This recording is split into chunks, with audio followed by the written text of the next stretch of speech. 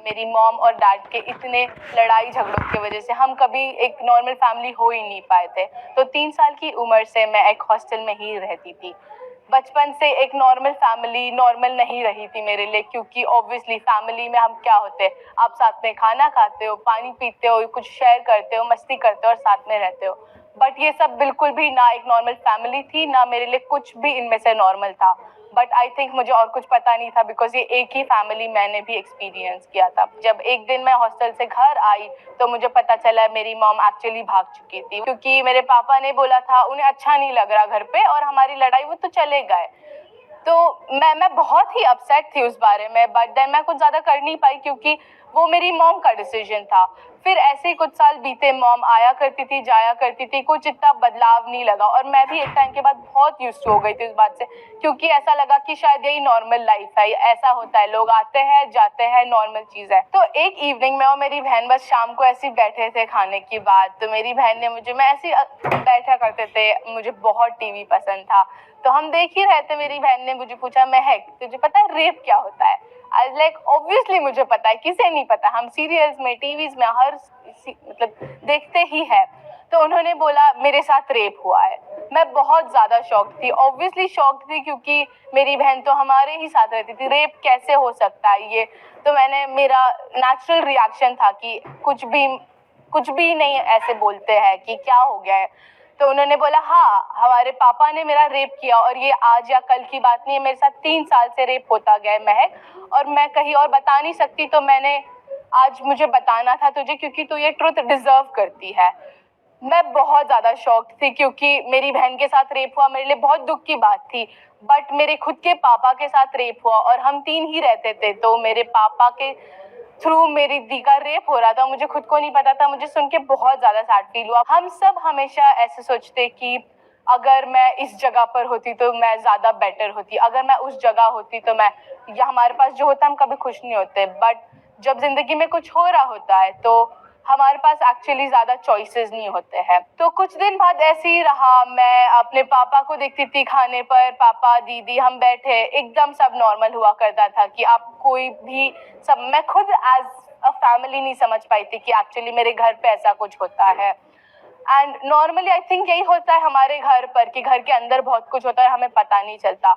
तो मेरी सिस्टर ने फाइनली एक बहुत बोल्ड डिसीजन लिया। उन्होंने मुझे बताया कि क्योंकि आप मेरे साथ रहते हो, मैं इस घर से जाना चाहती हूँ महक। मैंने बोला ऑब्वियसली आप जाओ, आप एक सेफ जगह डिजर्व करते हो। तो उन्होंने मुझे एक चीज़ जाने से पहले, मैं आज भी नहीं भूलूंगी कि उन्होंने मुझे प्रॉमिस किया था कि महक मैं जाऊंगी, जब मेरे पास पैसे हो गए, घर हो गए, मैं तुझे पहली चीज़ लेके आऊंगी, क्योंकि तू मेरी फैमिली है एंड एज अ फैमिली हमें एक दूसरे के लिए रहना है। तो मेरी बहन चली गई थी, करीब करीब 2 साल हो गया था हमें। मेरी बहन चली गई थी, अब मैं, पापा और मैं अकेले घर पर रहते थे। रोज पापा काम पर जाते थे, मैं स्कूल जाती थी, वापस आती थी। बट जब मैं रात को वो सेम बेड पे पापा के साथ सोती थी, मुझे वो चीज़ें याद आती थी कि मेरी बहन ने मुझे बताया था कि उनके साथ कुछ ऐसा हुआ है, खुद के घर पे खुद के पापा के साथ हुआ है। मैं बहुत भरोसा करती थी पापा पे, बट मैं ये बात का कंफर्मेशन भी नहीं दे सकती थी कि मेरे साथ ऐसा कल को कुछ नहीं होगा।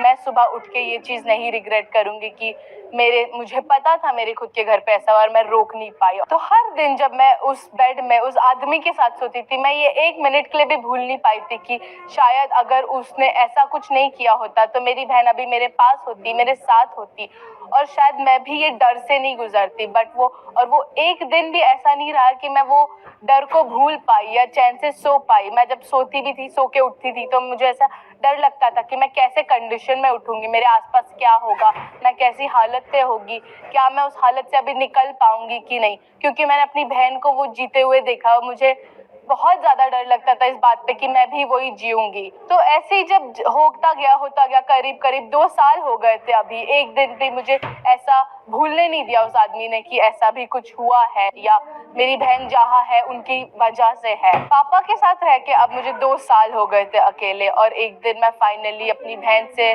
बात हुई मेरी, और उन्होंने मुझे क्रांति लेके आया। क्रांति एक एनजीओ है जो डॉटर्स ऑफ सेक्स वर्कर और सेक्स वर्कर्स के लिए काम करती है। एंड मेरी बहन यहीं पे रहती थी, तो उन्होंने मुझे बोला क्रांति में आपको खाना, रहना, पढ़ाई आपको सब वैसे ही मिलेगा, और मोर इम्पोर्टेंटली उन्होंने मुझे बोला था मैं तुम्हारे साथ रहूंगी क्रांति में।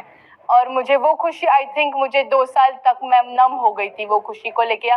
कैसा फील होता है कोई जो सपोर्ट या फैमिली या जिनके साथ अपने टाइम स्पेंड किया है, और आप किसी भी वो एक इंसान भी आपकी पूरी फैमिली कंप्लीट करती है।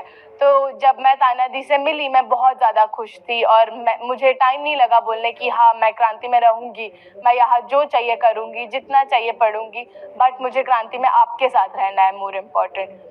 तो मैं जब क्रांति में, तभी मैं क्रांति में ही रहती हूँ। मुझे क्रांति में 8 साल हो गए हैं, और अभी मैं एक इंडिया के टॉप 10 स्कूल से अभी ग्रेजुएट हुई हूँ, और मैं आगे अपना फ्यूचर के लिए मैं थिएटर परस्यू करना चाहती हूँ। तो मैं यूएस में थिएटर के लिए ही पढ़ाई करने अपने ग्रेजुएशन कोर्स के लिए जाने वाली हूँ।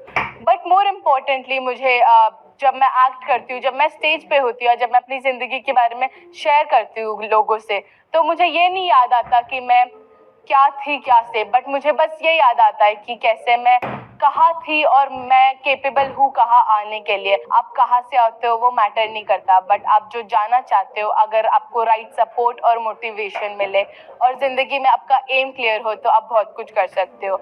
और आपके बैकग्राउंड आपको बिल्कुल भी नहीं रोक सकता, बट एक्चुअली वो आपका सपोर्ट बन सकता है।